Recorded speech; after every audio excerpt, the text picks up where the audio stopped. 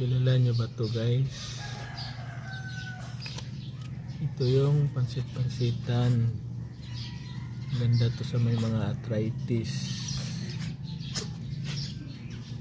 Ano to na tulong to pampatanggal